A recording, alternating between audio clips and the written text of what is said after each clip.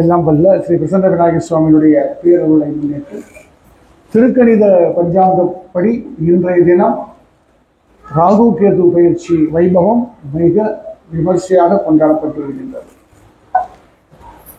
பயிற்சிகளில் 2.25 நாளைக்கு பயிற்சி உண்டு. சந்திரன் ஒரு ராசிக்கு இன்னொரு ராசி போறச்ச 2.25 நாள் ஆகும். சூரியன் ஒரு மாசத்துக்கு ஒரு தடவை, புதன் கிட்டத்தட்ட 27 நாள், செவ்வாய் கிட்டத்தட்ட 1.5 மாசம், சுக்கிரன் கிட்டத்தட்ட 1 மாசம். இதெல்லாம் மாச கிரகங்கள். வருஷ கிரகங்கள் சொல்றது அதில் 2.5 வருஷம் எடுத்துக்கக்கூடிய சனி பகவான். அதனால்தான் அவருக்கு மந்தன்னு பேர். ஒரு ராசியிலேருந்து இன்னொரு ராசிக்கு போட்டு 2.5 வருஷம் எடுத்துக்கிறார். அதுக்கு அடுத்தபடியாக பார்த்தோம்னா 1.5 வருஷம் ராகு கேதுக்கள். ராகு கேது பிரத்யேகமாக 1.5 வருஷம் எடுத்துப்பாங்க. குரு பகவான் தோராயமாக 1 வருஷத்துக்கு எடுத்துப்பார். ஒரு ராசியில இன்னொரு ராசிக்கு போகிறதுக்கு 1 வருஷம். அதனால பார்த்தீங்கன்னா இந்த வருஷ கிரகங்களுக்கு தான் இம்பார்ட்டன்ஸ் கொடுத்து பயிற்சியினுடைய பலன்கள்லாம் சொல்லப்படுகின்றது. பொதுவாக எல்லாருமே பயப்படுறது சனி பயிற்சி தான் பயப்படுவாங்க. ஏன்னா எல்லாம் சனி தான் படுத்துவான்ட்டு சனி பயிற்சிக்கு மட்டுமே நம்ம பயந்துட்டு இருப்போம்.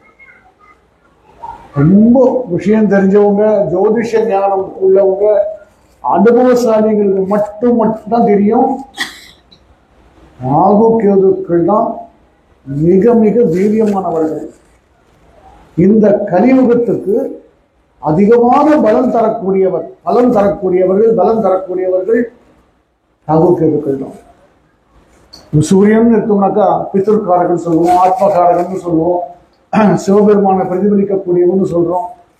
சந்திரன் எடுத்தனா சாட்சாத் அம்பாள பிரதிபலிக்கக்கூடியவன். மனோகாரகன்னு பேரு. கற்பனை வளம் இதெல்லாம் சந்திரனால் ஏற்படக்கூடியது. செவ்வாய் எடுத்தீங்கன்னா பூமிகாரகன்னு பேரு. வீரம், பராக்கிரமம், துணிச்சல், கோபம் இதெல்லாம் அங்காரகனுடைய ஏரியா. கணிதம், ஜோதிஷம், சட்டம் இது போன்ற விஷயங்கள்லாம் புதன் காரகன் ஆயிடுறார். நல்ல சாத்வீகமான எண்ணங்கள், சாத்வீகமான குணங்கள், தெய்வ சிந்தனை, தர்ம சிந்தனை, பூஜை, புனஸ்காரம், ஆச்சாரம், அனுஷ்டானம் இதெல்லாம் குரு பகவானுடைய ஏரியா. பெண்கள், வசீகரம், கற்பனை, கவிதைகள், திரைப்படம், நாடகம் இதெல்லாம் சுக்கிரனுடைய ஏரியா. இரும்பு, பொறியியல், மின்சாரம், LIC, postal department, electrical, electronics, இரும்பு, தொழிலாளர்கள், கடினப்பட்டு உழைக்கிறது இதெல்லாம் சனியினுடைய ஏரியா. ராகு பாருங்க, ராகுக்கு இதுக்கு நிறைய இருக்கு, சொல்லினே போலாம். திடீர் அதிர்ஷ்டம் ராகுவால தான் வரும். ஞானம் கேதுவால தான் வரும். அதனால ஞானகாரகன்னு பேரு கேதுவுக்கு. ராகுக்கு யோககாரகன்னு பேரு. விபத்துக்கள் நான் மைனஸ்ல சொல்லினே போறேன். விபத்துக்கள்,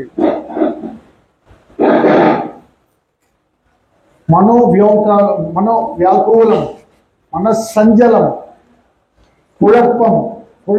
குழப்பிக்கிறது, குழப்பத்தை ஏற்படுத்துவது, கேரக்டர், காண்டக்ட், ஏமாறுறது, ஏமாற்ற வைப்பது, பகுத்தறிவை தூண்டுவது, பகுத்தறிவாக வாழ்வது, மெய்யறிவு காண்பது எல்லாம் ராகுனுடைய ஏரியா. பாருங்க, முக்கவாசி கவர் ஆயிடுச்சு. நான் சொல்ற முக்கவாசி கவர் ஆயிடுச்சு. கேத்து ஞானகாரகன்னு பேரு. சமயோசித ஞானம் ஒருத்தனுக்கு இருக்கணும்னா கேது நல்லா இருக்கும்.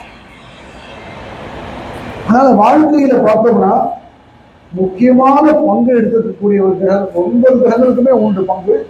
குறிப்பாக இந்த கலியுகத்திற்கு பிரத்யட்சமான கிரகங்கள் அப்படின்னா ராகு கேதுக்கள் தான். ஒரு மனிதனுக்கு ராகு கேது மாத்திரம் சரியா அமைஞ்சிருக்குன்னா எத்தனையோ பிறவிகள்ல அவன் புண்ணியம் பண்ணியிருக்கான்னு அர்த்தம்.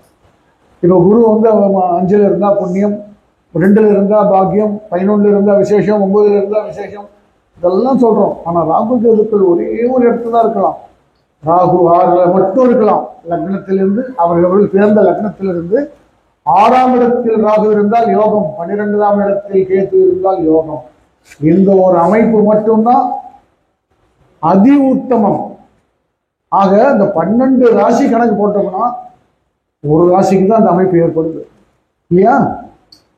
ஆக யாரோ ஒருத்தருக்கு தான், 12 பேர்ல ஒருத்தருக்குன்னா அப்ப 120 கோடியில இப்படிதான் அமையும். பெரிய புண்ணியம் செய்தால் ஒழிய இது மாதிரி ஒரு அமைப்பு ஏற்படாது. இப்ப ராகு சில ராசிக்காரர்களுக்கு நல்லா இருப்பார், சில ராசிக்காரர்களுக்கு கேது சரி இருப்பார். இது மாதிரி மாறி மாறி இருக்கும். 2 பேரும் ஒரு உத்தமமா அமைப்பு அப்படின்னா ராகு 6ல தான் இருக்கணும், கேது 12ல தான் இருக்கணும். ரொம்ப ரொம்ப ரொம்ப அபூர்வம். இது மாதிரி ஒரு ஜாதகம் பார்த்தோன்னா ரொம்ப சந்தோஷமா இருக்கும். அது இயல்பா பார்த்தீங்கன்னா மற்ற கிரகங்கள்லாம் கூட நல்லா அமையும். இந்த மாதிரி ஒரு ஃபார்மேஷன்ல மற்ற பிளானட்ஸும் பார்த்தீங்கன்னா ரொம்ப அற்புதமா அமையும். 1-2 குறைகள் இருக்கும். வாழ்க்கையில குறைகள் இல்லாத வாழ்க்கையே கிடையாது இல்லையா? ஆக இந்த ராகு கேதுக்களுடைய பிளேஸ்மெண்ட் தான் ரொம்ப ரொம்ப ரொம்ப முக்கியம். சரீரம்னு பார்த்தோம்னாக்கா இன்னைக்கு கூட இந்த பாராயணம் பண்றச்ச நான் எக்ஸ்பிளைன் பண்ணியிருந்தேன். முதுகெலும்பு பேக் போன் இருக்குல்ல, அதான் ராகு. ராகு கேதுக்களுடைய நிலை தான் நம்மளுடைய முதுகெலும்பு. தத்துவத்துல பார்த்தோம்னா ஆலயத்தினுடைய கொடிமரம் அதுதான் கொடுக்கிறது. துவஜஸ்தம்பம் அப்படின்னு சொல்றோம். இங்க நம்ம பிரதிஷ்டை பண்ண போறோம்ல, அந்த துவஜஸ்தம்பம் சொல்லக்கூடிய அந்த கொடிமரத்தினுடைய அமைப்பு நம்ம சரீரத்தில் இருக்கக்கூடிய முதுகெலும்பை ஒட்டி தான் சொல்லப்பட்டிருக்கிறது. அது அப்படியே வந்து கபாலத்தில் எடுத்து வந்து இங்க நிறுத்துறது, லலாடத்தில் நிறுத்தி அந்த ஞானத்தை தூண்டி விடுவது கேது பகவான். ஆனால்தான் இந்த டிஸ்க் மூவ் ஆயிடுறது, இந்த டிஸ்க் சரியில்லை, L1 ப்ராப்ளம், L2 ப்ராப்ளம்லாம் சொல்றோம் இல்லையா? இதெல்லாம் ராகு கேதுடைய பிளேஸ்மெண்ட்டை வச்சு தான் சொல்லணும்.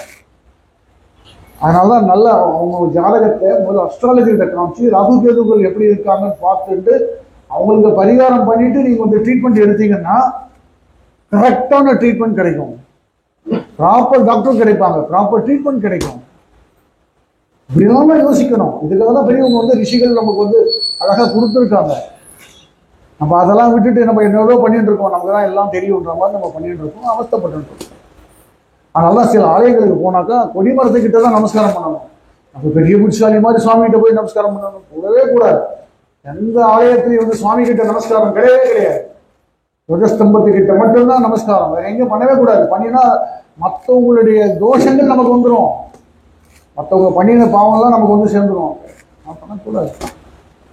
அதெல்லாம் கணக்கு போட்டு பண்ணியிருக்காங்க. சும்மா இதை கொடிமரம் எங்க வைக்கிறதுலாம் கிடையாது. இந்த சுவாமிக்கு இந்த அளவுன்னு இருக்கு, அதுக்கு உயரம் அளவு இருக்கு, ஆழம் கணக்கு இருக்கு. இது சரீரம், நம்ம சரீரத்தை ஒட்டி தான். அது பார்த்தீங்கன்னா கொடி மாதிரி இருக்கும், இந்த லேயராக இருக்கும். அந்த லேயர் பார்த்தீங்கன்னா நம்மளுடைய நம்ம முதுகெலும்புடைய அந்த பாகமாக இருக்கும் பாருங்க. முதுகெலும்பு நீங்கள் ஃபோட்டோவில் பார்த்துருப்பீங்க, அதுதான் வந்து இந்த லேயர்ஸ். அதை அப்படி ஒரு கொடி மாதிரி வரும் பாருங்க, அதுதான் நம்மளுடைய முக அமைப்பு. அதனுடைய உச்சி தான் இந்த லலாட்டம். ராகு கேதுனுடைய பிளேஸ்மெண்ட்டை வச்சு தான் இதெல்லாம் நம்ம சொல்லணும். ஏதோ சும்மா ஏதோ சொல்கிறோம் கேட்டுன்னு போகிறோம் அது மாதிரி இருக்கக்கூடாது. தத்துவார்த்தமாக பார்க்கணும், நம்ம விஷயம் தெரிஞ்சு. அதனால தான் பிரதிஷ்டையில் வந்து எல்லாமே வந்து சரீர ரூபமாக தான் இருக்கும். கும்பாபிஷேகன்றது ஏதோ சும்மா ஏதோ ஒரு கலசத்துமே சுவாமி கொட்டுறாங்க, அது நிறைய கான்செப்ட் இருக்கு. நம்ம அடுத்த கும்பாபிஷேகத்தில் நான் எல்லாமே விளக்கமாக சொல்கிறேன். அதை தெரிஞ்சுட்டு நம்ம நமஸ்காரம் பண்ணோம்னாக்கா 100க்கு 100 நமக்கு பலன் கிடைக்கும். ஏதோ போகிறோம் தவறில் போட்டு வந்தோம்ன்றது இல்லாமல் இது மாதிரி செய்தோமையானா முழு பலன் நமக்கு கிடைக்கும். ஒரு பிரதிஷ்டைன்றது அவ்வளோ ஈஸி இல்லை. அதுவும் ராகு கேதுக்களை வந்து இப்போ ராகுக்கு ஸ்தலம்னு பார்த்தோம்னா நிறைய இருக்கு. ராகு எதை குறிக்கிறது? சர்ப்பத்தை குறிக்கிறது. கேது, ராகு கேதுக்கள் ரெண்டுமே சர்ப்பங்கள் தான். ராகு கரும்பாம்பு, கேது செம்பாம்பு. உங்களுக்கு பார்த்தீங்கன்னாக்கா அருகம்புல் தர்பை சொல்லியிருக்கு. சமயத்தில் பார்த்தோம்னா ஒவ்வொரு கிரகத்துக்கும் ஒன்று இருக்கு இல்லையா? ராகுவுக்கு வந்து அருகம்புல், கேத்துக்கு வந்து தர்பை. ரெண்டுமே புல்லு தான். அருகம்புல் தர்பை எல்லாமே புல் வகை தான். புல்லு கொடுத்துருக்காங்க. என்ன எவ்வளோ இலை இருக்குது அதெல்லாம் கொடுக்காம எவ்வளோ சமைத்திருக்கு, புல்லுமை கொடுத்துருக்காங்கன்னா அதில் விஷயம் இருக்குது, அதில் ரகசியம் இருக்குது. நான் போன போது ராகுல் பேச்சுக்கு இதை நான் சொன்னேன். பாம்புக்கும் கீரிக்கும் சண்டை நடக்கும், இயல்பாக ஒன்றுக்கு ஒன்று சத்ருவ தன்மை கொண்டது. அதில் பாம்பு வந்து போட்டு தள்ளும் கீரியை, ஆனால் அதுக்கு ஒன்றும் ஆகாது. எது ஜெயிக்கும்ன்றது அதுக்கப்புறம் வேறு விஷயம். இந்த கீரி என்ன பண்ணும், எல்லாம் அந்த சண்டையெல்லாம் முடிஞ்சதுக்கப்புறம் ஓடும். ஓடி எங்கே அருகம்புல் நிறைய இருக்கோ அங்கே போய் பிறண்டு பிறண்டு பிறண்டு பிறண்டு பிறண்டு வந்து கீரி சும்மா அப்படி பிறண்டு பிறண்டு இருக்கும். அருகம்புல் கிடைக்கலன்னா தர்ப காட்டில் போய் தன்னை அப்படியே சுழட்டி சுழட்டி சுழட்டி ஒரு அரை மணி நேரம் என்னன்னா அந்த பாய்சனை இறக்கணும். அந்த பாம்பு கடிச்சு அதுக்கு பாய்சன் ஏறாது, இருந்தாலும் அந்த பாய்சனை வெளியே தள்ளிடணும் இல்லையா. அந்த பாய்சனை வெளியில் தள்ளுறதுக்கு அந்த தர்ப காட்டில் போய் ஏன்னா அருகம்புல் இருக்கக்கூடிய பகுதியில் போய் தன்னை சுழண்டு சுழண்டு சுழண்டு அந்த விஷத்தெல்லாம் இறக்கிடும். ஆக வந்து இந்த விஷத்தை இறக்கக்கூடிய அமைப்பு, விஷத்தை வாங்கக்கூடிய அமைப்பு இந்த 2 புல்லுக்கு இருக்குதுன்றத முன்னோர் கணக்கிட்டாங்க. தர்பன்னு கொடுத்தான், அருகம்புல்னு கொடுத்தான். சும்மா இல்லை, நிறைய விஷயம் இருக்கு. பொதுவாக ராகு கேது அப்படின்னு நம்ம பொதுவாக சொல்லிடுறோம். சூரியனோட ராகு சேர்ந்தார்னு வச்சுக்கோங்க, அந்த அமைப்பே வேற. சூரியனோட ராகு சந்திரனோட ராகு சேரவே கூடாது. என்ன பண்ணுறது, சேர்ந்தாச்சுன்னா நம்மளுடைய பிறவி எப்படி இருக்கோ அப்படி தான் நம்மளுக்கு ஜாதகம் அமையும். அது மாதிரி இருந்ததுனாக்கா அவங்க வீட்டில் வந்து பெரிய பிரச்சனைகள் இருக்கும். மூதாதையர்கள் பெரியவர்கள் மத்தியில் சாபங்கள் இருக்கும். சந்திரனோட ராகு இருந்ததுனாக்கா தாய் வழியில பிரச்சனைகள் இருக்கும். செவ்வாயோட ராகு இருந்ததுனாக்கா ஸ்கின் ட்ரபிள் வரும், ரத்தத்தில் குளறுபடிகள் இருக்கும், அதனால ஸ்கின் ட்ரபிள் வரும், அலர்ஜி இருக்கும். புதனோட ராகு இருந்தாருனாக்கா தப்பு தப்பா கணக்கு போடுவாங்க, எல்லாமே தப்பாவே யோசிப்பாங்க, தப்பாவே கணக்கு போடுவாங்க. குருவோட ராகு இருந்தான்னு வச்சுக்கோங்க, முதல்ல மைனஸை பற்றி தான் யோசிப்பாங்க, நெகட்டிவா தான் பார்ப்பாங்க, அதுக்கப்புறம் தான் மற்றபடி யோசிப்பாங்க. சுக்கரனோட ராகு இருந்தனாக்கா நேர் வழியிலேயே வந்து எதையுமே யோசிக்க மாட்டாங்க. பெண்கள் விஷயத்துல ரொம்ப மோசமா இருப்பாங்க. பெண்களும் வந்து சஞ்சலத்துக்கு ஆளாகக்கூடியவங்களா இருப்பாங்க. சனியோட ராகு சேர்ந்தார்னு வச்சுக்கோங்க, அப்டமன்ல ப்ராப்ளம் இருக்கும், சிறுநீரக பிரச்சனைகள் இருக்கும். இது போல ஒவ்வொரு கிரகத்துக்கும் எப்படி இருக்குன்றது இது வந்து பொது பலன். ஒரு சூரியனோட ராகு இருந்தால் இப்படிதான் அப்படின்லாம் கிடையாது. மற்ற சுபப்பர்கள் பார்வை இருந்தாலும் குருனுடைய வீழ்ச்சியம் இருந்தாலும் இந்த பலன்கள்லாம் மாறும். ஒரு கால் அந்த ஜாதகத்தில் அந்த கிரகம் சுவரா இருந்தாக்கா அந்த பலன்கள் குறையும். அதனால ஜாதகத்தை வச்சு தான் தீர்மானம் பண்ணணும். இது ஒரு பொது பலனா நான் சொல்றேன், அவ்வளவுதான். ஆனா பெரும்பாலும் எங்களுடைய அனுபவத்தில் பார்க்கும் பொழுது இந்த முதல்ல ராகுல்கேது தான் பார்ப்போம். நம்ம ஜாதகம் பார்த்தோம்னா என்ன லக்னம், ராகு எங்க இருக்கார், கேது இருக்கு, எப்படி இருக்கார், அதை வச்சு அந்த பர்சனாலிட்டியை முதல்ல இடம் போட்டு விடுவோம். இவன் எந்த அளவுக்கு நம்ப தகுந்தவன், எந்த அளவுக்கு இவன் நம்ப தகுந்தவன் அப்படின்னு இடம் போடுவோம். அதுக்கப்புறம் தான் பலனே அவ்வளோ வெளியில சிலரெல்லாம் அமைக்க வச்சிருவோம், சொல்ல மாட்டோம், சொல்லி பிரயோஜனம் இல்லை. நான் ப்ரொஃபஷன் இல்லை, இப்போ நான் பார்க்கறதே இல்லை. நான் பார்க்குற காலத்தில் இருந்த அனுபவத்தை நான் சொல்கிறேன். அதனால் ராகு கேதுக்கள் வந்து வெரி வெரி இம்பார்ட்டன்ட் பிளானட்ஸ். அதனால தான் ஷேடோ பிளானட்ஸ்னு சொல்லிட்டாங்க. ஆக்சுவலாக கிரகங்கள் வந்து வான சஞ்சாரத்தில் எத்தனையோ லட்சக்கணக்கான கிரகங்கள் இருக்கு, ஆயிரக்கணக்கான லட்சக்கணக்கான கிரகங்கள் இருக்கு. அதை வந்து இந்த பூமியில தாக்கக்கூடியவை வந்து 7 கிரகங்கள்: சூரியன், சந்திரன், செவ்வாய், வியாழன், சுக்கிரன், சனி. அதோடு சரி. இந்த ராகுகேது எப்போ முளைச்சாங்கன்னா பகவானால் ஏற்படுத்தப்பட்ட கிரகங்கள், மகாவிஷ்ணுவால் ஏற்படுத்தப்பட்ட கிரகங்கள். இவங்களுக்கும் ஒவ்வொரு காரகத்துவம் இருக்கு.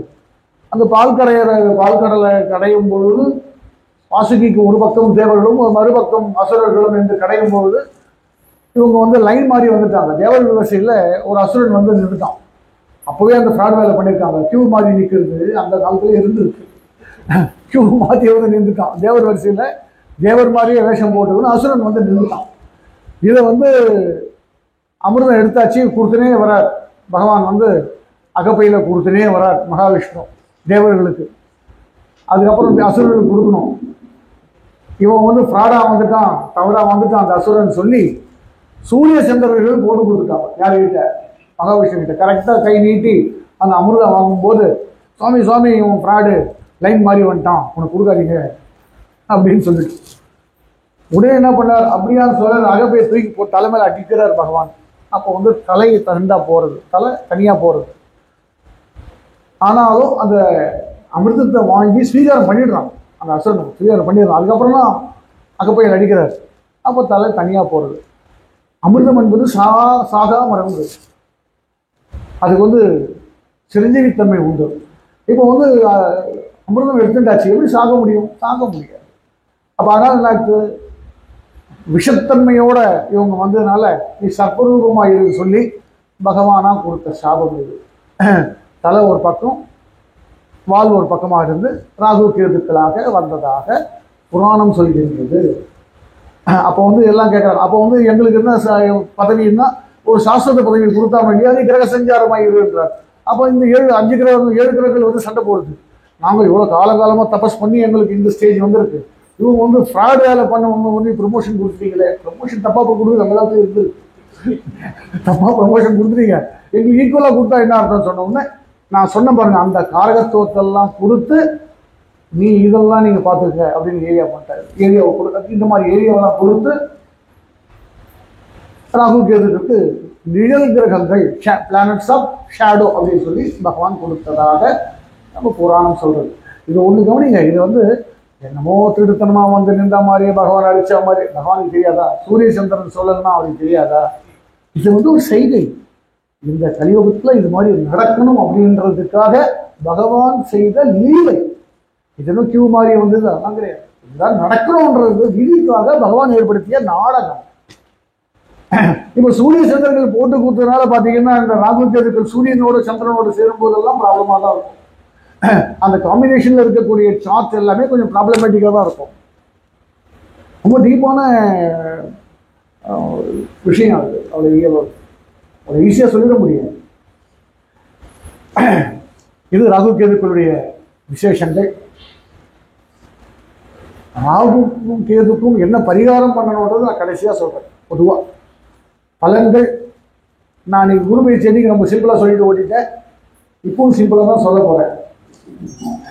எல்லாரும் தெரியுமே, அப்புறம் என்ன புதுசா சொல்லணுமா?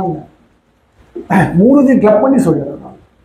குரு பயிற்சி ஆகிருக்கு, அதுக்கு முன்னாடி சனி பயிற்சி ஆகிருக்கு, இன்னைக்கு ராகு கேது பயிற்சி. 3 சேர்த்து ஒவ்வொரு ராசிக்கும் பொதுவாக சொல்லிட்டு என்ன பண்ணணுன்றது நான் கடைசியா சொல்லிடுறேன். சில ராசிகளுக்கு நான் அப்பவே சொல்றேன், சில ராசிகளுக்கு நான் கடைசியா சொல்றேன். முதல்ல மேஷ ராசி. இப்போ மேஷ ராசிக்கு எடுத்தோமையானால் சனி பகவான் ஒரே ஸ்தானத்தில் இருக்கார். 7 சனி ஆரம்பிச்சிருக்க வாழ்க்கை. குரு பகவான் வந்து உபசயஸ்தானம் என்று சொல்லக்கூடிய 3ஆம் இடத்துல சஞ்சாரம் செய்துட்டு இருக்கார். நான் சொல்றது எல்லாமே திருக்கணித பஞ்சாங்கப்படி. ராகு பகவான் இன்றிலிருந்து 11ஆம் இடத்துக்கு வரார். கேது பகவான் 6ஆம் இடத்துக்கு வரார், 5ஆம் இடத்துக்கு வரார். கேது பகவான் மேஷ ராசிக்கு 11ஆம் இடத்துல ராகு, 5ஆம் இடத்துல கேது. பொதுவாக கிரகங்கள் வந்து குரு வந்து பலகீனப்பட்டிருக்கார் அப்படின்னு ஒதுக்கி வைக்க முடியாது. சனி 7 சனி ஸ்டார்ட் ஆயிடுச்சு அப்படின்னு பயமும் ஏற்படுத்த முடியாது. ஏன்னா இப்போ ராகு வந்து 11ஆம் இடத்துல வந்து ஒரு 1.5 வருஷ காலம் ரொம்ப அற்புதமான பலனை தரப்போறார். மேஷ ராசிக்காரர் நினைத்ததெல்லாம் நடக்கக்கூடிய காலம். மன விஷயத்துல வந்து அவங்களுக்கு ரொம்ப அனுகூலமான ஒரு காலகட்டம். ஸ்பெகுலேஷன்ஸ்ல இருக்கிறவங்க, ஸ்பெகுலேஷன் ஃபீல்டில் இருக்கிறவங்களுக்கு வந்து ட்ரெமண்டஸ் பீரியட். ஷேர் மார்க்கெட் இதை வாங்கி விற்கிறவங்க, தரகு பண்றவங்க, கடத்தல் வேலை பண்றவங்க, அவங்களுக்குலாம் ஏற்ற காலம், ரொம்ப ஏற்ற காலம். நினைத்ததை விட அனுகூலமான ஒரு காலம் ராகு வந்து கொடுப்பார். அது வந்து அப்போ கேது 5ல் இருக்காரு சார், அவர் கொஞ்சம் எல்லாமே பிளாக் பண்ணிட்டு இருப்பாரு அப்படின்னு நீங்க கேட்கலாம். உண்மைதான். அவர் என்ன பண்ணுவார், கொஞ்சம் தயங்கி முடிவெடுக்க வைப்பார். கேது புத்திஸ்தானத்தில் இருக்கிறதுனால ஒரு எடுத்தோம் அப்படி டிசைட் பண்ணோம் அப்படின்னு இருக்காம ஒரு நிமிஷம் தயங்கி முடிவெடுக்க வைப்பார். அந்த முடிவு கரெக்டா இருக்கும். அப்படி எடுக்கக்கூடிய முடிவு கரெக்டா இருக்கும். ராகுனுடைய அமைப்பு அற்புதமாக இருக்கு. குரு பகவானுடைய பார்வை விசேஷத்தினால 7 சனி தாக்கமோ குருவினுடைய பலகீனமோ மேஷராசிக்காரர்களுக்கு இல்லை. ஒரு 1.5 வருஷம் நிம்மதியா இருக்கலாம். என்னை பொறுத்தவரையில் இந்த மேஷராசிக்காரர்களுக்கு யூஸ்வலா மேஷராசிக்கு சஃபரிங் ஜாஸ்தி இருக்கும். ஏழரை சனியில் பார்த்தீங்கன்னா மேஷராசிக்காரங்க சஃபரிங் ஜாஸ்தி இருக்கும். ஏன்னா சனி அங்கே நீச்சமாகக்கூடிய இடம் அது. மேஷம் வந்து சனி நீச்சஸ்தானம், நீச்ச வீடு. ஆனால் அவங்களுக்கு வந்து அதிகமான கெடுபலனை தருவார் அப்படின்ற ஒரு பொதுவான நம்பிக்கையாக இருந்தாலும் இந்த 7.5 சனி வந்து இந்த ரவுண்டில் வந்து அவங்களுக்கு வந்து பெருசாக பாதிப்பு இருக்கு, பெருசாக பாதிப்பு இருக்காது. ஏன்னா மற்ற கிரகங்களுடைய அமைப்பு ரொம்ப நல்லா இருக்கு. அதனால் அவங்க என்ன பண்ணணும்னா நிறைய தேவாலயங்களுக்கு போங்க, நிறைய சத்காரியங்கள் பண்ணுங்க, தானம் தர்மம் பண்ணுங்க, பூஜை புரஸ்காரமாக இருங்க, தியானம் பண்ணுங்க, மெடிடேஷனில் ஏதாவது ஒரு போங்க, யோகா பண்ணுங்க. அவங்களுக்கு பெருசாக ஒன்றும் வராது. அவங்கள எங்கே இழுக்கும் அப்படின்னா லேசினஸ்ல தான் இருக்கும். அவங்கள வந்து ஒரு சோம்பலை ஏற்படுத்தும். அந்த சோம்பலினால தான் எல்லா பலவிதமான பிரச்சனைகளை அவங்க சந்திக்கக்கூடிய ஒரு நிலை ஏற்படும். அதுலேருந்து அவங்க மீட்டு வந்துட்டாங்கன்னா 7 சனி தாக்கம் நிச்சயமாக அவங்களுக்கு பெருச அளவுக்கு ஒன்றும் இருக்க அவங்களுடைய ஜாதகத்தையும் ஒரு தடவை செக் பண்ணிக்கங்க. இது மேஷராசிக்கு சொல்லப்பட்ட பலன். அதுக்கு அடுத்தது ரிஷபராசி. இப்போ ரிஷபராசிக்கு வந்து ஒரு அற்புதமான ஒரு காலகட்டம் நடந்துட்டு இருக்கு. ஏன்னா குரு பகவான் தனம், வாக்கு, குடும்பம் என்று சொல்லக்கூடிய அற்புதமான இடத்தில் சஞ்சாரம் செய்கிறார். சனி பகவான் 11 இருக்கார். 11 தான் சனி இருக்கணும், 2 தான் குரு இருக்கணும். அற்புதமான அமைப்பு. ரிஷபராசிக்காரர்களுக்கு நினைத்ததெல்லாம் சாதிக்கக்கூடிய அமைப்பு இப்போ ரிஷபராசிக்காரர்களுக்கு. இப்போ ராகு கேது பயிற்சி பார்த்தோம்னா நம்ம எங்கேயோ ஒரு இடத்துல செக் வைப்போம். எல்லாம் 9 பேரும் நல்லா இருந்துட்டா நம்மளை பிரிக்க முடியுமா? நம்ம எங்கேயாவது ஒரு இடத்துல ஒரு பொடி வைப்போம். அதுக்கு என்ன பண்ணுவான், ராகு வந்து 10ல் போயிட்டார், கேது வந்து 4ஆம் இடத்துக்கு வந்துட்டார். இப்போ 4ஆம் இடம் கேதுக்கு வந்து சுகஸ்தானம். அவர் என்னதான் சம்பாதிச்சாலும் கொஞ்சம் நிம்மதியை தேடின்னு போகிற மாதிரி இருக்கும். அவர் ஈஸியாக நிம்மதி கிடைக்காது. எல்லாம் உழைச்சாலும் சரி, அலுவலக ரீதியாக பிரச்சனைகள் இருக்கும், தொழிலில் வந்து கொஞ்சம் கஷ்டம் இருக்கும், ஜீவனஸ்தானத்தில் சில பிரச்சனைகள் இருக்கும். ஏதோ போகணும் சம்பாதிச்சோடு இல்லாமல் ஒரு ஈஸியாக கிடைக்கிறது கூட கொஞ்சம் பிரயத்தனப்படுற மாதிரி இருக்கும் ரிஷபராசிக்காரர்களுக்கு. ஜீவனஸ்தானத்தில் தொழில் ரீதியாக சொல்லலாம். மற்றபடி எல்லா கிரகங்களும் அற்புதமாக இருக்கின்ற காரணத்தினால் தெய்வ பலத்தால் அவர்களுக்கு வந்து இந்த ஆண்டு இந்த ராகு கேது பயிற்சி பெரிய பலவீனத்தை ஏற்படுத்தாது. அதுக்கு அடுத்தபடியாக மிதுன ராசி.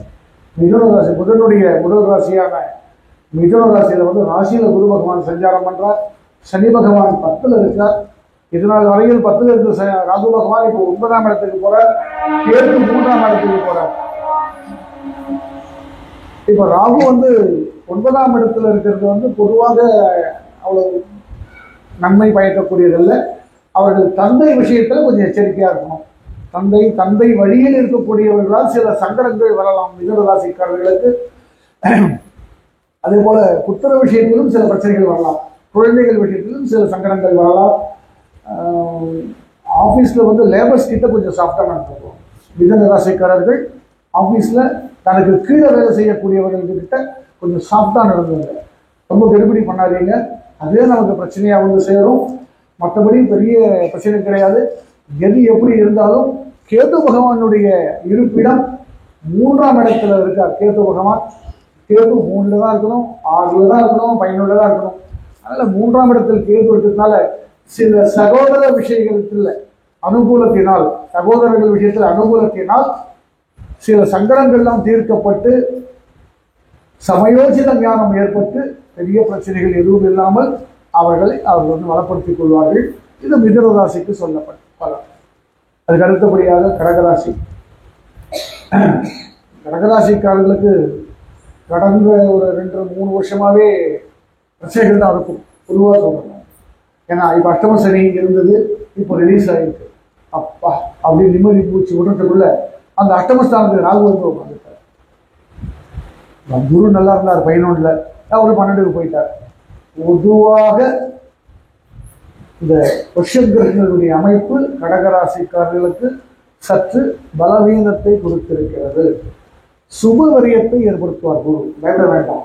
சில சுபவரியத்தை ஏற்படுத்துவார். நம்ம என்ன பண்ணணும், இப்போ ராகு வந்து 8ல் இருக்கார், கேத்து வந்து 2ல் இருக்கார். சனி வந்து 9ஆம் இடத்துக்கு போயிட்டார். சனி விட்டுட்டு இப்போ பிரச்சனை இல்லை. இந்த ராகு கேதுங்கள் என்ன பண்ணுவாங்கன்னா விபத்துக்களை ஏற்படுத்துவாங்க. 8ஆம் இடத்தில் ராகு வந்து வண்டி எடுக்கும்போது ஜாகிரதையாக இருக்கும். அவர் ஈஸியாக வண்டி எடுக்கும் போனோமா இருக்க சகனங்களை பாருங்க. உங்களுக்கு ஏதாவது தோணிட்டுன்னா அதுக்கு இம்பார்ட்டன்ஸ் கொடுத்து கொஞ்சம் ஸ்லோடவுன் பண்ணிக்கோங்க. அதிகமான ஸ்பீட் போகாதீங்க. அதுபோல் ரோட்டில் போகும்போது நம்ம ஒழுங்காக போனாலும் எதிர்க்க வரவங்க வந்து எப்படி வரான்னு சொல்ல முடியாது இல்லையா? கொஞ்சம் எச்சரிக்கை உணர்வோடு இருங்க. மற்றபடி ராகுனால் பெரிய பிரச்சனை ஒன்றும் வராது. கேதுனால என்ன பிரச்சனை வரும்னா குடும்பத்தில் சில பிரச்சனைகள் நம்ம வாக்குனால வரும். கடகராசிக்காரர்கள் கொஞ்சம் பேச்சை குறைச்சிக்கணும்.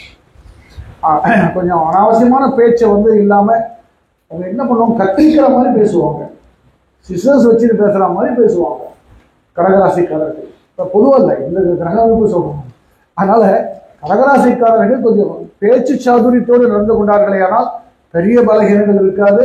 ஆக இந்த 12ல் இருக்கக்கூடிய குரு பகவானுடைய சுபவரியத்தை கணக்கில் கொண்டு நிறைய விஷயங்கள்ல வந்து நம்ம தானம் தர்மம் பூஜை புனஸ்காரத்துக்கு நம்ம செலவு பண்ணிட்டோம். ஆனால் இந்த பலகீனங்கள் எல்லாம் குறையும்.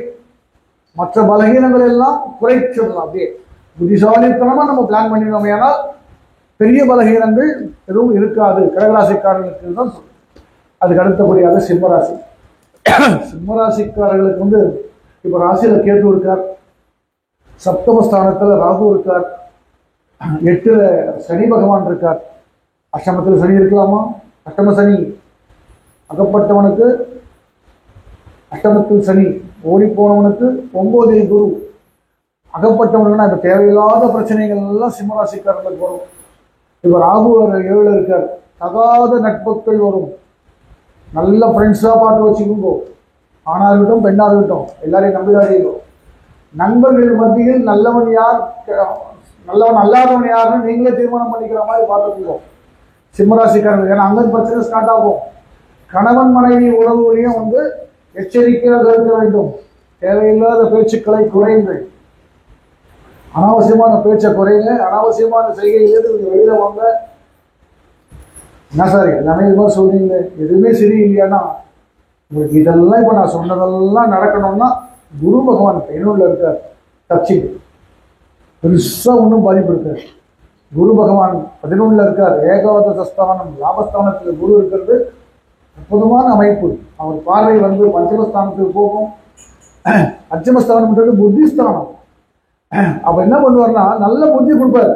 ஏகாபுரமாக நம்ம எல்லாம் திங்க் பண்ணினா கூட பேச்சு வந்து கொஞ்சம் நல்ல பேச்சாக வந்து மாற்றி விட்டுருவார். அதுக்கு என்ன பண்ணணும்னா நம்ம வந்து தேவாலயங்களுக்கு போகணும், நிறைய இறை வழிபாடு பண்ணணும், குலதெய்வத்துக்கு பண்ணணும். சிம்மராசிக்காரர்கள் ப்ளீஸ் நோட், எல்லாருக்கும் இது போதும். இந்த காலத்தில் கடகராசிக்காரர்களும் சிம்மராசிக்காரர்களும் அவசியமாக குலதெய்வத்தை வேண்டிக் கொள்ள வேண்டும். அடிக்கடி வந்து குலதெய்வத்துக்கு ஏதாவது என்ன பண்ணணுமோ அதை பண்ணிட்டே வாங்கும். பெருசாக ஒன்றும் வராது. இறை அருளால் மற்ற கிரகங்களுடைய பலகீனங்களை குறைத்துக் கொள்ளலாம். யாரு? சிம்மராசி. அதுக்கு அடுத்தபடியாக கன்னியாராசிக்காரர்கள். கன்னியாராசிக்காரர்களுக்கு இந்த ராகு கேது பயிற்சி அந்த போர்டில் பார்த்தீங்கன்னா கன்னியின் பெருசாக எழுதியிருக்கேன். எல்லா ராசியும் நல்ல நற்பலன் சராசரி பலன் அப்படின்லாம் போட்டுட்டு ஒரு ராசியை மட்டும் பெருசாக எழுதியிருப்பேன் கன்னி. கன்னியாராசிக்கு மட்டும்தான் அற்புதமான அமைப்பு ராகு கேது பயிற்சி. ராகு 6ல் இருக்கார். நான் முதல்ல சொன்ன பாருங்க, அந்த அமைப்பு கன்னியாராசிக்கு மட்டும்தான் இருக்கு. 6ல் ராகு இருக்கார், 12ல் கேது இருக்கார். ரொம்ப அற்புதமான அமைப்பு. இவங்களுக்கு வந்து பழைய பாக்கியெல்லாம் வசூலாகும், பழைய கடன்கள்லாம் தீரும், கடன் கொடுத்துருந்தோம்னா வந்து சேரும், நல்ல சிந்தனை வரும், எல்லாம் வரும். ரொம்ப தொடக்கூடாது. ஏன்னா ஃபேமிலி மேட்டர்லாம் இங்கே பேசக்கூடாது. சனி வந்து 7ல் இருக்கார். சனி பகவான் 7ல் இருக்கார். ஸோ சனி பகவான் 7ல் இருக்கார். குரு பகவான் 10ல் இருக்கார். பொதுவாக உத்தியோகம் பண்ணுறவங்களுக்கு வந்து இந்த அமைப்பு வந்து அவ்வளோ ஸ்லாக்கியம் கிடையாது. 7 சனி இருக்கிறதுக்கும் வந்து இவ்வளோ விசேஷம் இல்லை. இருந்தாலும் ராகுகேதுக்களுடைய கொடுக்குற தெய்வம் கோரிய பிச்சின் கொடுக்குன்னு சொல்லுவாங்க பாருங்க, அந்த அமைப்பு இந்த கன்னியாராசிக்காரர்களுக்கு தான் உண்டு. அற்புதமான ஒரு அமைப்பு. இதை பயன்படுத்திக்கணும். ஆனால் பயன்படுத்திக்கிறது அவங்களுடைய கையில் இருக்கு. ஏன்னா கேத்து வந்து 12ல் இருக்கார். சரியான ஞானத்தை கொடுக்கணும். அந்த ஞானத்தை நம்ம வாங்கணும். அந்த வாங்குற யோகியத்தை நம்ம வளர்த்துக்கணும்னா அது உண்டானபடி நம்ம நடந்துக்கணும். அவர் காத்துட்டு இருக்கார் கொடுக்கறதுக்கு. கேத்து யார்? சாட்சாத் கணபதி தானே. அது கொடுக்கறதுக்கு காத்துட்டு இருக்காரு. அதை வாங்குற யோகியத்தை நம்ம வளர்த்துக்கணும். அதனால கன்னியாராசிக்காரர்கள் இந்த வாய்ப்பை பயன்படுத்தி கொண்டு அவருடைய குறைகள் எல்லாம் நிவர்த்தி கொண்டு சப்தமஸ்தானத்தில் வந்து 7 சனி இருக்கார். 7 சனி அவ்வளோ உச்சிதமாக சொல்லலை. இதனால் வரையில் 6ல் சனி இருந்து ஒரு யோகத்தை கொடுத்திருந்த சனி பகவான் அந்த யோகத்தை சற்று குறைத்து 7ஆம் இடத்துக்கு போயிருக்கார். அதனால சனி பகவான் எல்லாம் அவர் ஈஸியாக நம்ப முடியாது. அவர் வந்து வாயு கிரகம். அதனால கேஸ்ட்ரிக் ட்ரபிள் வரும். கன்னியாராசிக்காரர்களுக்கு கேஸ்ட்ரிக் ட்ரபிள் வரும். அவர் ஈஸியாக எப்படி எடுத்துடாதீங்க. எல்லாத்தையுமே கேர்ஃபுல்லாக நம்ம பார்த்துக்கணும். குரு பகவான் 10ல் இருக்கார். ஆஃபீஸில் பிரச்சனை வரும். யாரால வரும்னா ஒரு பிராமணனால வரும். ஆஃபீஸில் ஒரு அந்தனால பிரச்சனை வரும். அதனால் கன்னியாராசிக்காரர்கள் எச்சரிக்கையாக இருக்க வேண்டும். அது அடுத்தபடியாக துளாராசி. துளாராசிக்கு எடுத்தோம்னா ரொம்ப அற்புதமான ஒரு காலகட்டம் தான் சொல்லணும். ராகு பகவான் 5ல் இருக்கார். அது ஒரு பலகீனம். அது பெரிய விஷயம் கிடையாது. சனி பகவான் வந்து 6ல் இருக்கார். சனி 6 தான் இருக்கணும். 6ல் இருக்கார். குரு பகவான் 9ல் இருக்கார். 9ல் தான் இருக்கணும். 9ல் இருக்கார். கேது பகவான் 11ல் இருக்கார். அற்புதமான அமைப்பு. ஆனால் துளாராசிக்காரர்கள் வந்து இந்த ஒரு காலத்தை ரொம்ப நல்லா பயன்படுத்திக்கணும். இந்த ஒரு 1 year 1.5 years tremendous period for துளாராசி பீப்புள். அவங்களாம் வந்து நிறைய நல்லா தான் இருக்குன்னு சொல்லி ஸ்லாக்காக இருந்துடாதீங்க. நிறைய கோயில் போங்க. நிறைய தர்ம விஷயங்களில் ஈடுபடுங்க. நிறைய புண்ணியமான காரியங்கள் நல்லா பண்ணுங்க. இதெல்லாம் டெபாசிட் மாதிரி எப்பவுமே என்ன பண்ணுவோம், நல்ல பீரியடில் நல்லதை நம்ம செஞ்சு நம்ம இன்க்ரீஸ் பண்ணிட்டோம்னா நமக்கு கொஞ்சம் பீரியட் சரியில்லைன்னா இது கை கொடுக்கும் நமக்கு. இது ஒரு ஃபிக்ஸட் டெபாசிட் மாதிரி. இப்போ நம்ம பண்ணுற சத்காரியங்கள் நல்ல காரியங்கள்லாம் ஒரு ஃபிக்ஸட் டெபாசிட் மாதிரி. அது நமக்கு பின்னாடி ஒரு யூஸ் ஆகும் நமக்கு.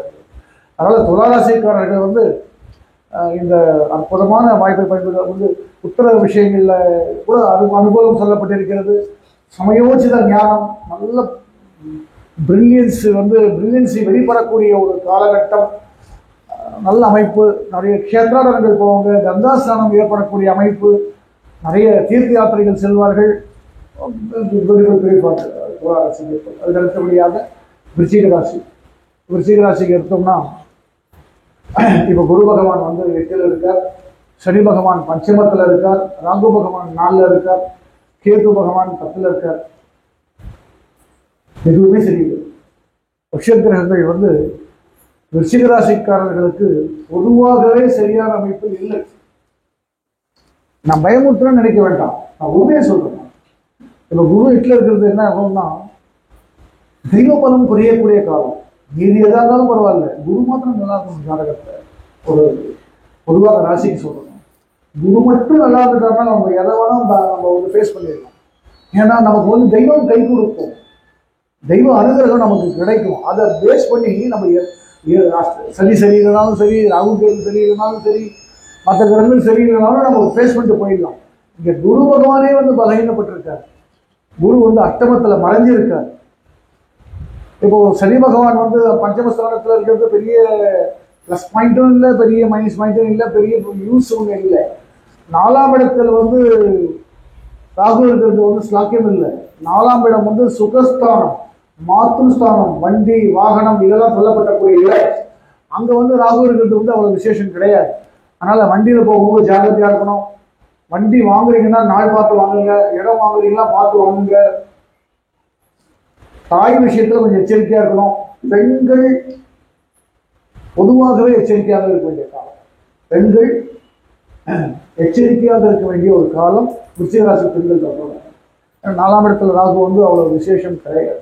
குரு பகவான் வேற மறைஞ்சிருக்கார். தேவையில்லாத அவப்பெயர் ஏற்படும். நோட் பண்ணி வச்சுக்கீங்க. தேவையில்லாத அவப்பெயருக்கு ஆளாகுவீர்கள். தெய்வ சிந்தனையால் மட்டும்தான் இந்த பிரச்சனைகள்லாம் அவங்க வந்து சால்வ் பண்ணிக்க முடியும். அதுக்கு அடுத்தபடியாக குரு பகவானுடைய முதல் ராசியாக தனுர் ராசி. இப்போ தனுர் ராசி கட்டோம்னா 7ஆம் இடத்துல குரு இருக்கார். 3ஆம் இடத்துல ராகு இருக்கார். 4ஆம் இடத்துல சனி இருக்கார். அர்த்தாஷ்டம சனின்னு பேர். அஷ்டமம்னா 8, அர்த்தம்னா பாதி. 4ஆம் இடத்துல சனி வந்து அர்த்தாஷ்டம சனி. அஷ்டம சனியில என்ன பலன் தருவாரோ அதுல பாதி பலன் தருவார் அர்த்தாஷ்டம சனியாக இருக்குது. அதனால வந்து அஷ்டம சனி அப்படி இருக்கு சார் இப்படி இருக்கு சார் ஒன்றும் பயப்பட வேண்டாம். குருவுடைய பார்வை ராசிக்கு விழுது. குரு பகவானுடைய பார்வை தன்னுடைய ராசிக்கு விழுது. குரு ஏழுல இருக்கிறது ஒரு விதத்துல அனுகூலமே. குறிப்பாக திருமண விஷயங்கள் அனுகூலம். திருமணமாகாத தனுராசிக்காரர்களுக்கு திருமணம் நடைபெறும். திருமணம் தடைப்பட்டு இருந்தால் அந்த தடையெல்லாம் நீங்கி திருமணம் நடைபெறும். அதே போல கணவன் மனைவிக்குள்ள ஏதாவது பிரச்சனைகள் இருந்திருந்தாலும் கூட அதெல்லாம் சால்வ் ஆகி அவர்கள் வந்து அந்யோன்யமாக இருப்பார்கள். நண்பர்கள் மத்தியில் பிணக்கு இருந்தாலும் அந்த பிணக்குகள்லாம் தீர்ந்து ஒற்றுமை ஏற்படும். இதெல்லாம் குருவுடைய அமைப்பு. ராகு இதெல்லாம் வந்து இதெல்லாம் ஜாஸ்தியாக பார்க்கணும்னா ராகு 3ஆம் இடத்துல இருக்கார். ஸ்பெக்குலேஷன் ஃபீல்டில் இருக்கவங்க, குறிப்பாக ஸ்பெக்குலேஷன் ஃபீல்டில் இருக்கக்கூடிய தனுராசிக்காரர்களுக்கு மிக உன்னதமான ஒரு காலம். தொட்டதெல்லாம் தொடங்கக்கூடிய அமைப்பு, ரொம்ப அற்புதமான ஏற்றம் தரக்கூடிய அமைப்பு. ஷேர் மார்க்கெட்டில் இருக்கவங்க, இன்ட்ரெஸ்ட் இது பண்ணுறவங்க, வட்டி வந்து சம்பாதிக்கிறவங்க, இதெல்லாம் அனுகூலமான ஒரு காலகட்டம் தனுராசிக்கு. எப்போவோ போட்டு வச்சதெல்லாம் இப்போ வந்து கிடைக்குதுமே, தான் கம்பெனியே க்ளோஸ் ஆகி போச்சு, நமக்கு லாஸ், டோட்டல் லாஸ் அப்படின்னு நினச்சிருக்கீங்க. இல்லை, அது 50 பைசா வரும். எப்போவோ கொடுத்த கடனை ஓடிருப்போம், அவனுக்கு காசை கொடுப்போம். இந்த அமைப்பெல்லாம் வந்து தனுராசிக்காரர்களுக்கு உண்டு. அதனால தனுராசிக்காரர்கள் வந்து குருவை வந்து ஆக்சஸாக வச்சுட்டு நிறைய புண்ணிய காரியங்கள் செய்தார்களே ஆனால் பெரிய பலகீனங்கள்லேருந்து நாம் காப்பாற்றிக் கொள்ளலாம். அதுக்கு அடுத்தபடியாக மகர ராசி. மகர ராசி சனி பகவானுடைய முதல் ராசியான மகர ராசிக்குரிய சனி பகவான் 3ஆம் இடத்துல இருக்கார். அது ஒரு பெரிய அனுகூலமான ஒரு அமைப்பு. 2ல் ராகு இருக்கார். தனம், வாக்கு, குடும்பம் என்று சொல்லக்கூடிய 2ஆம் இடத்துல ராகு பகவான் சஞ்சாரம் செய்கிறார். 8ஆம் இடத்துல நேச்சுரலா கேது இருப்பார். 6ஆம் இடத்துல குரு மறைந்து இருக்கார். தெய்வ அனுகிரகம் குறைவான காலம். மகர ராசிக்காரர்களுக்கு தெய்வ அனுகிரகம் குறைவான காலம். கோயில் போவோம், கோயில் சாத்தி இருக்கும், உள்ள நுழையவும் ஸ்கிரீனை போட்டு லாக் பண்ணிடுவாங்க. போவோம், பஸ்ஸு கிடைக்காது, அந்த கோயிலுக்கு போக முடியாது. நினைச்ச மாதிரி வீட்டில் ஹோமமோ பூஜையோ பண்ண முடியாது. வீட்டில் பண்டிகையை வந்து அவ்வளோ சுலபமாக செலிப்ரேட் பண்ண முடியாது, நிம்மதியாக செலிப்ரேட் பண்ண முடியாது. அதுக்கெல்லாம் பிரச்சனை வரும், தடங்கள் வரும், எல்லாம் வரும். ஏன்னா குரு 6ஆம் இடத்துல இருக்கார். குரு ராகு வந்து 2ல் இருக்கார். 2ஆம் இடத்துல ராகு இருக்கிறது வந்து அவ்வளோ விசேஷம் கிடையாது. குடும்பத்தில் வந்து சில பிரச்சனைகளை ஏற்படுத்துவார், குழப்பங்களை ஏற்படுத்துவார். குழப்பங்கள், இஎன்டி ப்ராப்ளம் வரும், வாயில பிரச்சனை வரும், பல்லுல பிரச்சனை வரும். இவங்களுக்கு சொத்த பல்லு இருந்தால் இதுவும் பண்ணிடுங்க. ஏன்னா டென்டல் ப்ராப்ளம் வரும். கொஞ்சம் வார்த்தைகளை வந்து கொஞ்சம் தடிக்க வார்த்தைகளை யூஸ் பண்ணாதீங்க, மாற்றி மாற்றி பேசாதீங்க. வரும் மகராசிக்காரங்களுக்கு ஏதாவது ஒன்று சமாளிக்கணும்னு சொல்லிட்டு ஏதோ ஒன்று சொல்லுவாங்க. அது பொய்ன்னு சொல்ல மாட்டேன், சமாளிக்கிறதுக்கு ஏதோ ஒன்று சொல்லுவாங்க, அங்கே போய் மாட்டிப்பாங்க. அதனாலேயே பிரச்சனை வரும். இதெல்லாம் வந்து ராகுனுடைய பிரசாதம். கேது சரி, கேதுவாக கொஞ்சம் பெட்டராக இருக்காருன்னா கேது 8ல் மறைஞ்சிட்டார். என்ன பண்ணணுமோ நமக்கு தோணாது, தப்பாக பண்ணுவோம். நல்ல தெரியும் நமக்கு, ஈஸியாக நம்ம ரெகுலராக பண்ணுறது தான். அது முறையாக பண்ண முடியாது, அது தவறாக பண்ணுற மாதிரி இருக்கும். அது சமாளிக்கிறதுக்கு ஏதாவது ஒன்று சொல்லி மாட்டிப்போம். இப்படி தான் பிரச்சனை வரும். அதனால மகராசிக்காரர்கள் சனி பகவானுடைய அமைப்பை தவிர மற்ற கிரகங்கள், வருஷ கிரகங்கள் மிகவும் பலகீனப்பட்டிருக்கு. அவங்க என்ன பண்ணணும், ஆஞ்சநேயரை பிடிங்க, சாஸ்தாவை பிடிங்க. மகராசிக்காரர்கள் ஸ்பெசிஃபிக்காக சொல்கிறேன், ஆஞ்சநேயரை பிடிங்க, சாஸ்தாவை பிடிங்க. பெருசாக ஒன்றும் எப்படின்னா 2 ஆஸ்பெக்ட் இருக்கு நம்ம பரிகாரம் பண்ணுறதுல. யார் நல்லா இருக்காங்களோ அவங்கள பூஸ்ட் பண்ணுறதுன்னு ஒன்று உண்டு. யார் பலகீனமாக இருக்காங்களோ அவங்களுக்கு வந்து இப்போ பிராய்ச்சித்தம் பண்ணுறது உண்டு. எது பெட்டர்? Which is better? பலகீனமாக இருக்கும்போது பண்ணுறதுனா அவங்க சாட்டிஸ்ஃபை ஆகி நமக்கு கொடுக்கணும். அதை விட யார் பலமாக இருக்காங்களோ அவங்களுக்கு பூஸ்ட் பண்ணுறோம்னு வச்சுங்க, அதை வச்சு நம்ம வந்து முன்னேறி போயிடலாம்ல. ஈஸியான வழி இல்லையா? அதனால் எந்த கிரகம் நல்லா இருக்கோ அதை ஆக்சஸாக வச்சுட்டு நம்ம பரிகாரம் பண்ணிட்டு போயிட்டோம்னா ரொம்ப நல்லா இருக்கும். ஆனால் இப்போ சனி பகவான் வந்து மகராசிக்காரருக்கு ரொம்ப அற்புதமாக இருக்கார். அதனால் ஆஞ்சநேயருக்கு என்ன பண்ணிகிட்டே வாங்குவோம், சாஸ்தா எப்படி பண்ணிட்டு வாங்குவோம், சபரிமலைக்கு போகிற மாதிரி என்ன பண்ணுவோம், இங்கே அடிக்கடி ஐயப்பன் நம்ம எதாவது பண்ணுவோம், அந்த ஐயப்பன் ஸ்கீமில் கொஞ்சம் பார்ட்டிசிபேட் பண்ணுவோம். மகராசிக்காரர்களுக்கு இதுதான் நம்ம சொல்லணும். அதுக்கு அடுத்தபடியாக சனி பகவானுடைய மற்றொரு ராசியான கும்பராசி. இப்போது ஏழரை சனியினுடைய கடைசி பாதத்தில் இருக்காங்க. அவங்க தனம், வாக்கு, குடும்பம் என்று சொல்லக்கூடிய இடத்தில் சனி பகவான் இருக்கார். தேவையில்லாத பேச்செல்லாம் வரும். சனி பகவான் வந்து வாக்குஸ்தானத்தில் இருக்கார். குடும்பத்தில் பிரச்சனைகள் வரும், வார்த்தைகளால் பிரச்சனை வரும், நாம் பேசக்கூடிய வார்த்தைகளால் பிரச்சனை வரும். ராகு வேலை இருக்கார், குழப்பி தேவையில்லாமல் குழப்பிண்டு. ஏன்னா ராகு வந்து குழப்பத்துலேயே இருக்க ஒரு பிளானட். நம்மளையும் குழப்பி மற்றவங்களையும் குழப்பிண்டு நாம் செய்ய வேண்டிய வேலை. அது மட்டும் இல்லை, நம்ம எச்சரிக்கையாக இருக்கணும். ராகு வந்து ராசியில் இருக்கிறது அவ்வளோ நல்ல பலன் இல்லை. ரொம்ப எச்சரிக்கையாக இருக்கணும். ராகு வந்து எப்பவுமே வந்து ரெண்டு இப்படியும் பண்ணுவார், அப்படியும் பண்ணுவார். நல்ல வழியும் பண்ணுவார், நல்ல அல்லாததையும் பண்ணுவார். ரெண்டு வழியை காமிச்சு எப்படி சூஸ் பண்ணி போடுவார். ரொம்ப ஜாக்கிரதையாக இருக்கணும் ராகு கிட்ட. அதனால நம்ம தான் தெளிவாக முடிவெடுக்கணும். குரு சாரி விளாட்சி 7 கேத்து இருக்கார். குடும்ப கணவன் மனைவி கொஞ்சம் பிரச்சனைகள் வரும், நண்பர்கள் மத்தியில் பிரச்சனை வரும், எல்லாம் சரி அவ்வளோதானா அப்படின்னா குரு சுத்தமாக இருக்கார். குரு பகவான் பஞ்சமஸ்தானத்தில் இருக்கார். கும்பராசிக்காரர்களுக்கு நான் சொன்ன பலகீனத்தெல்லாம் தொடர்ச்சி அதை அப்படியே அனுகூலமாக மாற்றி தரத்துக்கு வந்து குரு பகவான் காத்துட்டு இருக்கார். அற்புதமான ஒரு காலகட்டம். பஞ்சமஸ்தானத்தில் 5ஆம் இடத்துல குரு இருக்கிறது வந்து சிறப்பான அமைப்பு. நிறைய க்ஷேத்ராடனங்கள் போவாங்க, கங்காஸ்நானம் உண்டு, தீர்த்த யாத்திரை உண்டு, நிறைய பூஜை புரஸ்காரம், தானம், தர்மம், அனுஷ்டானங்கள் இதெல்லாம் அவங்க வந்து ஈடுபடுத்தி கொள்ளக்கூடிய ஒரு அமைப்பு. இதை பண்ணினாங்கன்னா இந்த நான் முதல்ல சொன்ன பாதிப்பு இருக்கு. அதனால தான் முதல்ல வந்து நான் மைனஸ் சொல்லி கஷ்டம் அப்புறம் சொல்றேன்.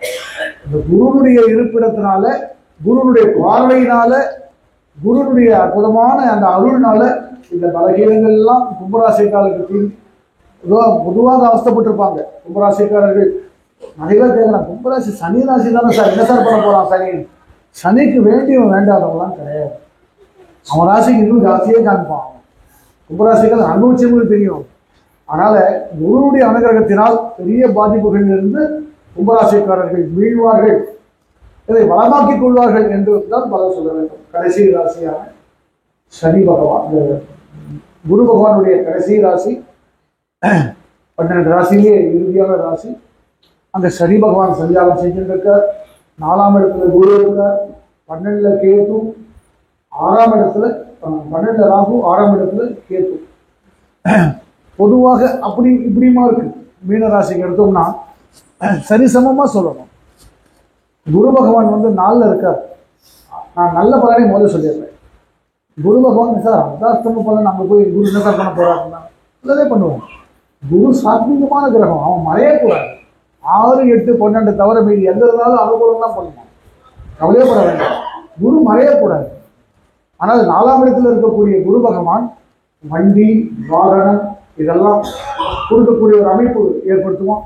ஒரு லேண்டோ, ஃப்ளாட்டோ, பிளாட்டோ ஏதாவது வாங்குற அமைப்பு குரு ஏற்படுத்துவோம். கைதட்டுவோம். மீனராசிக்காரர்கள் கிஃப்ட்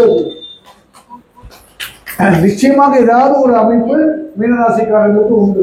அட்லீஸ்ட் இருந்து மேலே வீடு மேலேயாவது கட்டுவாங்க, ஒரு வண்டி வாங்குவாங்க, ஏதாவது ஒரு சேர்க்கை இருக்கும். குரு பகவானுக்கு பொன்னன்னு பேரு. அவன் வந்து கோல்டாவது வாங்குவாங்க, யாரும் தெரியாம வாங்கியிருப்பாங்க நிற்க. அப்போ ராகுகேது பயிற்சி சொல்லுங்க சார், நீங்க குரு பயிற்சி சொல்லிட்டு இருக்கீங்கன்னு கேட்குறீங்க. ராகு பகவான் வந்து 12ல் இருக்கார். மீனராசிக்காரர்களுக்கு தனம், விரயம், அயன சயன போக விரயஸ்தானத்தில் இருக்கார். மோட்சம் சொல்ல முடியாது, விரயஸ்தானத்தில் இருக்கார். இது 12ஆம் இடம் வந்து ராகுக்கு அது உச்சிதமான இடம் அல்ல. அப்ப என்ன பண்ணுவான்னு கேட்டீங்கன்னா, முதல்ல கெட்ட கனவு ஏற்படுத்துவார். துசொப்பனங்கள் வரும், சர்ப்ப சம்பந்தமான சொப்பனங்கள் வரும். பாம்பு தொட்டுற மாதிரி வரும், பாம்பு கடிக்கிற மாதிரி வரும். தூர தேசத்துல ஏதோ மழை வாழ்க்கை, ஜனங்களே இல்லாத, ஆழம் இல்லாத இடத்துல போய் தனியா மாட்டிட்ட மாதிரி எல்லாம் கனவு வரும். ஒரு புதை குழியில போய் நம்ம விழுந்துட்ட மாதிரி எல்லாம் கனவு வரும். இதெல்லாம் ராகு கொடுக்கக்கூடிய, 12ஆம் இடத்துல இருக்கக்கூடிய ராகு கொடுக்கக்கூடிய அமைப்பு. களவு போகிறதுக்கு வாய்ப்பு இருக்கு. நோட் பண்ணிங்க, சில பொருட்கள் காணாமல் போகும். நம்மளே இழப்போம், நம்மளே தொலைச்சிருவோம், இல்லைன்னா எவனா லூட் அடிச்சுட்டு போயிடுவோம். அதனால பொருள் விஷயத்துல ஜாகிரதையா இருக்கணும். அவரவர்களுடைய பொருளை வந்து ஜாகிரதையா பார்த்துக்குங்க. களவு போகிறதுக்கு சாத்தியங்கள் இருக்கு. நிற்க அவர்களுக்கு ஜாதகத்துல ராகு தசையோ ராகு முக்தியோ இல்லாத வரையில் தப்பிச்சுக்க. அதுவும் இந்த அமைப்போடு சேர்ந்து இருக்குன்னா நிச்சயமாக ஏதாவது ஒரு களவாடப்படும். ஜாகிரதையாக தேவையில்லாத பிரச்சனைகள் நம்ம மாற்ற மாதிரி இருக்கும். நம்ம பொருள் மட்டும் காணாம போய் நமக்கு தேவையில்லாத பிரச்சனை, நம்ம பொருளும் போய் நம்மளே போய் போலீஸ்ல போய் நின்று பதில் சொல்ற மாதிரி தேவையில்லாத பிரச்சனைகள்லாம் வரும். ஏன்னா சனி பகவான் கொடுக்கக்கூடிய ஒரு அமைப்பு. அதனால ஆள் இருக்கக்கூடிய கேது பகவான் கொடுக்கக்கூடிய சமயோச்சித ஞானத்தை பயன்படுத்தி கொண்டு, நல்லா புரிஞ்சுங்க, சமயோச்சித ஞானத்தை பயன்படுத்தி கொண்டு மீனராசிக்காரர்கள் முறையாக சென்றார்களே ஆனால் பெரிய தாக்கம் எதுவும் இருக்காது. கூட்டி கழிச்சு பார்த்தோம்னா ராகு கேது பயிற்சிக்கு பரிகாரம் அப்படின்னு சொன்னோம்னா ரொம்ப சிம்பிள். எங்க புத்து இருக்கோ போய் பாட போடுங்க. நான் யாருக்கு ராகு சரியில்லைன்னு சொல்லணும், யாருக்கு கேது சரியில்லைன்னு நான் சொல்லணும். அந்த ராசிக்காரர்கள் எங்க புத்து இருக்கோ அவங்க போய் பால் விடுங்க. அப்படி புத்து இல்லை அப்படின்னா இந்த மாதிரி நாகராஜா பிரதிஷ்டை பண்ண இடத்துல வந்து பிரதட்சிணாம்ஸ்காரம் பண்ணணும். குரு நான் யாருக்கு பலகீனன்னு நான் சொன்னனும், அவங்க வந்து விடியற்க வேலையில் எழுந்துக்கிற மாதிரி ஹேபிட்டை கிரியேட் பண்ணுங்க. அவங்களுக்கு சந்தியாவந்தனமோ பூஜையோ இல்லை அவங்களுடைய குடும்பத்தில் பெரியவங்க என்ன வழி சொல்லியிருக்காங்களோ அந்த பிரார்த்தனை கொஞ்சம் பண்ணுங்க. அஸ்வத்த பிரதட்சணம் பண்ணுங்க.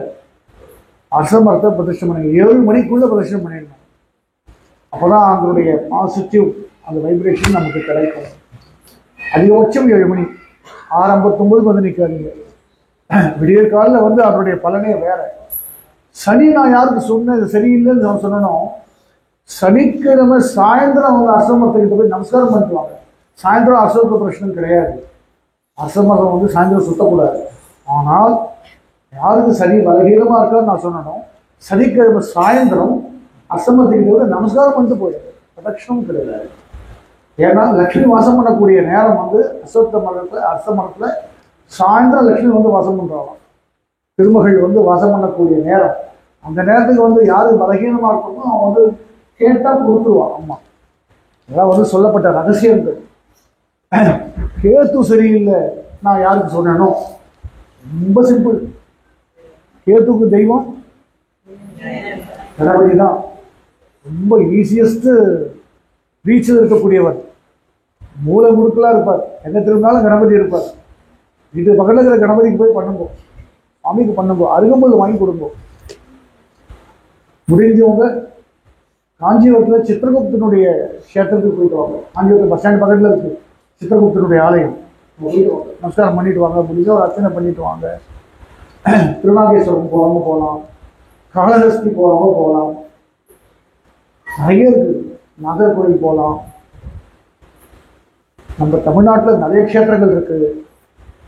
கர்நாடகாவில் வந்து சுப்பிரமணியா இருக்கு, வாசுகி வாசம் பண்ணுற இடம் இருக்கு, குக்கி சுப்பிரமணியா, பதி சுப்பிரமணியா, ரொம்ப அற்புதமான இடம். கேரளாவில் வந்து இருக்கு மன்னார் சாலா, நாகராஜ டெம்பிள் இருக்கக்கூடிய இடம். அதெல்லாம் நம்ம பெரியவங்க ரொம்ப அற்புதமாக அதெல்லாம் வந்து கணக்கு போட்டு கொடுத்துருக்காங்க. இதெல்லாம் முடிஞ்சவங்களும் அந்த க்ஷேத்திரத்துக்கு போயிட்டு வாங்க. என்னால் எதுவும் போக முடியல சார் அப்படின்னா அந்த முருகன்கிட்ட வாங்க, சக்தி தோஷம் சொல்லுங்க, கணபதி கிட்ட வாங்க, விநாயகர் அகவல் சொல்லுங்க, அருகம்புல் வாங்கி கொடுங்க, தர்மம் வாங்கி கொடுங்க கோவிலுக்கு. உளுந்து முழு உளுந்து இருக்கு இல்லையா, அது தானமாக வாங்கி கொடுங்க கோவிலுக்கு. கொள்ளு வாங்கி கொடுங்க. கேதுக்கு கொள்ளு சொல்லியிருக்கு. ராகுக்கு வந்து உளுத்தம் பருப்பு இல்லை, முழு உளுந்து, கருப்பு உளுந்து. நீங்க அதெல்லாம் பண்ணியிருக்கேன். முழு உளுந்து தானம் பண்ணுங்க. எல்லாம் பண்ணோம்னா பெருசாக ஒன்று என்ன பண்ணணும், ஒரு தொண்டையில் வாங்கி வெத்தலை பாக்கு வச்சு அங்கே வச்சுட்டு போயிடணும். அப்படிதானே எல்லாம் பண்ண முடியாது. மாட்டில் ஒரு 4 கிலோ 1/2 கிலோ வாங்கி வெத்தலை பாக்கில் வச்சு தட்சணை வச்சு தூரம் வைக்கணும். சாமி மேலே தான் போட்டணும், சாமி கிட்ட தான் வைக்கணும். மூட நம்பிக்கை. சின்ன பிரதர்ஷனம் பண்ணிட்டு வாங்க. நெய் விளக்கு ஏற்றுங்கோ. நிறைய பிராய்ச்சித்தத்துக்கு இங்கேயே வழி இருக்கு நமக்கு. இங்கேயே வழி இருக்கு. கோசாலை சர்வபிராய்ச்சித்தம் இருக்கக்கூடிய இடம். என்னை கூட இப்போ கேட்டாங்க, யாரோ ஒரு லேடி கூட வந்து ஒரு 4-5 நாளைக்கு முந்தி அங்க பரிசனம் பண்ணு சொல்லி வந்து கேட்டாங்க. கோசாலையில் விடிய காலையில் ஏற்கனவே பண்ணியிருக்காங்க, நிறைய பேர் பண்ணியிருக்காங்க. அந்த அம்மா வந்து கேட்டாங்க, அந்த விதானம் தெரியுமான்னு கேட்டேன். தெரியும் சார்ன்னாங்க. யாரும் ஜோசியாக சொன்னாங்க, பண்ணுங்கன்னு. பெரிய விஷயம் அது. எப்போ பண்ணணும் தெரியுமா? விடிய காலம் கூட பண்ணணும். விடிய காலம் எப்படி இருக்கும்? கோசாலை தாங்கி எடுக்க மாட்டாங்க, கோமியம் கட்ட இருக்கும். அதில் வந்து அங்கபரிசனம் பண்ணணும். அங்கபரிசனம் பண்ணி வழி இல்லை. ஆனால் என்ன பண்ணணும், ஒரு ரவுண்டு இப்படி, ஒரு ரவுண்டு அப்படி, அது மாதிரி ஒரு 3 ரவுண்டு இப்படிதான் இருக்கணும். அப்படிதான் பண்ணணும். உடனே குளிக்கக்கூடாது. வீட்டில் குளிச்சுட்டு வரணும். ஒரு தடவை வீட்டில் குளிச்சுட்டு வரணும். அங்கபரிசனம் பண்ணணும். ஒரு மணி நேரம் கழிச்சு நம்ம ட்ரெஸ் சேஞ்ச் பண்ணி அதுக்கப்புறம் வேறு மாதிரி ஸ்நானம் பண்ணி அதெல்லாம் பண்ணணும். இதெல்லாம் பண்ணி நம்ம என்னத்துக்கு பலன்? நம்மக்கிட்ட இருக்கிறதெல்லாம் வாங்கிடும். நம்மக்கிட்ட என்னென்ன இருக்கோ வாங்கிடும். யாரோ கரெக்டாக சொல்லியிருக்காங்க ஜோசியர், நம்மக்கிட்ட என்னெல்லாம் இருக்கோ அதெல்லாம் வாங்கிடும். அது அவ்வளோ ஈஸி இல்லை. நம்ம சொல்லிடலாம் ஈஸியாக, பண்ணுறது ரொம்ப கஷ்டம். சர்வபிராய்ச்சித்தம் வருது. மாட்டுக்கு கொடுக்கறது, தோஷ பிரச்சனம் பண்ணுறது. இப்போ இவ்வளோ நம்ம வாலண்டியர்ஸ்லாம் வந்து எவ்வளோ குரு பயிற்சி பார்த்துட்டு இருக்கோம், எவ்வளோ சனி பயிற்சி பார்த்துட்டு இருக்கோம், எவ்வளோ ராகுகேது பயிற்சி பார்த்துட்டு இருக்கோம். எல்லாம் சர்வீஸ் பண்ணிட்டு தானே இருக்கீங்க. யாரும் வந்து ஒரு பயிற்சினால யாரும் பெருசாக ஒன்று பாதிக்கப்பட்ட மாதிரி தெரியலையே. அப்படின்னா என்ன அர்த்தம்? அப்போ கிரகங்கள் வேலை செய்யலையா? இல்லை. நீங்கள் பண்ணுற கோசேவை உங்களை காப்பாற்றிட்டு இருக்கு. நீங்கள் பண்ணுற சேவை உங்களை காப்பாற்றிட்டு இருக்கு. இப்போ தான் கை தட்டணும்.